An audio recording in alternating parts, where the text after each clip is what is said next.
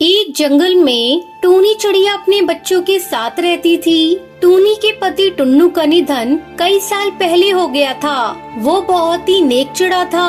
वो जितना कमाता उसमें ही वो अपने परिवार का पालन पोषण करता था।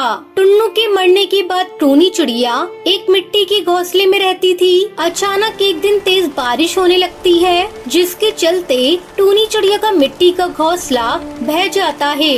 वो और उसके बच्चे बेघर हो जाते हैं। तभी एक पड़ोस का कालू कौआ आकर उससे कहता है, टूनी बहन, मुझे पता चला कि तुम्हारा घोंसला टूट गया है, इसलिए मैं तुम्हें देखने के लिए चला आया हूँ। तुम अब अपना घोंसला कैसे बनाओगी? तुम्हारा पति टुन्नू तुम्हारे लिए कुछ छोड़कर भी नहीं गया और तुम्हारे कोई रिश्तेदार भी तुम्हारी मदद नहीं करते। मैं तुम्हारी मदद कर देता, लेकिन क्या करूँ, मैं भी तो गरीब हूँ। मेरे पास भी इतने पैसे नहीं कि मैं तुम्हारा घोंसला बनवा सकूँ। तुम जानती हो, सरकार ने हम गरीबों के लिए बहुत सारी स्कीमें चला रखी है। इसमें एक योजना ये भी है कि सरकार गरीबों को पक्का घोंसला बनवा कर देगी। बहन, तुम मेरी बात मानो तो तुम सरकारी ऑफिस चली जाओ और वहाँ पर अपनी अर्जी दो।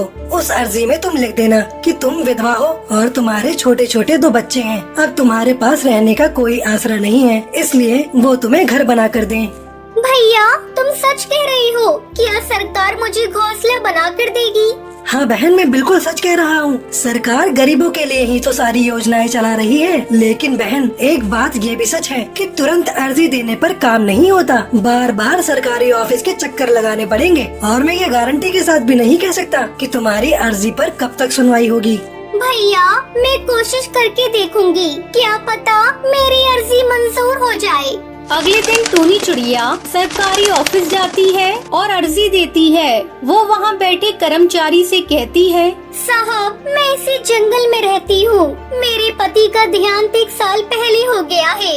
मैं अपने 2 छोटे छोटे बच्चों के साथ रहती हूँ।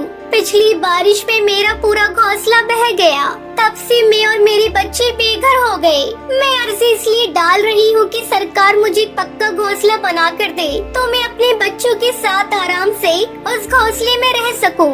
तुम क्या पागल हो गई हो? सरकार ऐसे घर नहीं बनाती, उसके लिए फॉर्म भरना पड़ता है, फॉर्म। तो साहब, मेरे नाम से वो फॉर्म भर दीजिए। अभी तो फॉर्म बंद हो गए हैं। हाँ, जब भरे जाएंगे तो मैं तुम्हारा फॉर्म भर दूंगा। तुम अपना नाम और पता लिखकर मुझे दे दो। फिलहाल तो सरकार घोंसले नहीं बना रही है। भैया, कैसी बातें करते हो? सरकार ने तो हम गरीबों के लिए बहुत सारी सुविधाएं दे रखी हैं। मैं अपने छोटे छोटे बच्चों को लेकर कहाँ जाऊंगी? घने जंगल में रात गुजारना कितना मुश्किल होता है, ये मैं ही जानती हूँ। साहब, प्लीज मेरी मदद कीजिए साहब। कहीं रहने की थोड़ी सी जगह दिला दीजिए। एक बार जब मैंने तुमसे कह दिया तो तुम्हें समझ नहीं आता। मैंने यहाँ खैरात नहीं खोल रखी। तुमसे मैंने कह दिया ना, जब फॉर्म भरे जाएंगे तो मैं तुम्हारा फॉर्म भर दूंगा। अब तुम जाओ यहाँ से, मुझे बहुत काम है। टूनी चिड़िया दुखी मन से वापस अपने बच्चों के पास लौट आती है। बच्चों, मौसम फिर खराब हो रहा है। मुझे कुछ समझ में नहीं आ रहा, मैं तुम लोगों को लेकर कहाँ जाऊँ? तभी टूनी चिड़िया की नजर जंगल में बने सरकारी शौचालय पर जाती है। उसका इस्तेमाल कोई नहीं करता था। टूनी चिड़िया जल्दी जल्दी अपने बच्चों को लेकर शौचालय में जाती है। बच्चों, तुम लोग यहीं रुको, मैं घर से कुछ सामान लेकर आ रही हूँ, तब मैं खाना बनाकर तुम्हें खिलाऊंगी। टूनी चिड़िया अपने टूटे हुए घोंसले से थोड़ा बहुत सामान लाती है। टूनी उस शौचालय में अपनी जिंदगी गुजार रही थी। एक दिन जंगल का मुखिया उस रास्ते से गुजर रहा था। जब उसने टूनी को शौचालय में देखा तो वो उसे बुलाकर पूछता है, तुम इस शौचालय में क्या कर रही हो? साहब, मेरे रहने का कोई ठिकाना नहीं। मेरा घोंसला बारिश में बह गया, तभी से मैं शौचालय में रह रही हूँ। वो सरपंच उसी समय पक्का घोंसला बनवाने का ऑर्डर अपने आदमियों को देता है। ये सुनकर टूनी चिड़िया बहुत खुश हो जाती है।